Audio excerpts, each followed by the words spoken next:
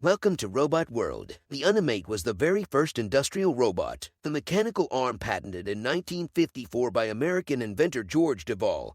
The Unimate was developed as a result of the foresight and business acumen of Joseph Engelberger, the father of robotics. At a cocktail party in 1956, Joseph Engelberger met inventor George Devol, and the two got to talking about George's latest invention.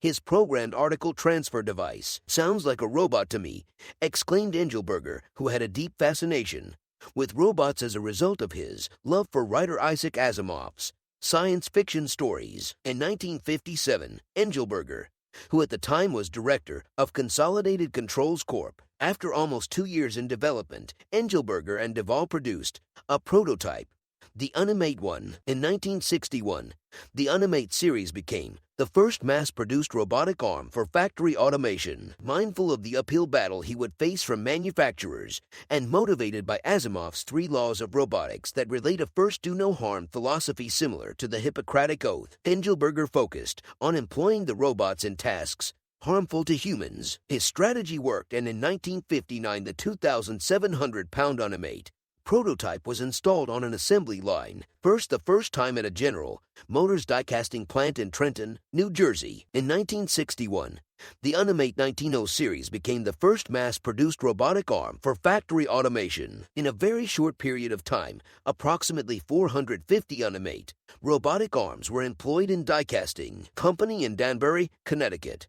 To develop the business in the newly established robotics industry he created. That same year, Engelberger introduced the Unimate 1900 to the public at a trade show at Chicago's Cow Palace. In 1966, television audiences around the world got to see the robot for the first time as Johnny Carson welcomed the Unimate on The Tonight Show. In this live broadcast from NBC Studios in New York City, Engelberger had the robot perform several tricks to wow viewers, including knocking a golf ball into a cup, pouring a beer, and conducting the Tonight Show band. By 1966, Engelberger sought to broaden the customer base outside of the United States. He licensed Nokia of Finland to manufacture the robots in Scandinavia and Eastern Europe. After an invitation to speak to 400 Japanese executives in Tokyo who were interested in robotics for manufacturing, Engelberger signed a licensing agreement in 1969 with Kawasaki Heavy Industries to manufacture and market the Unimate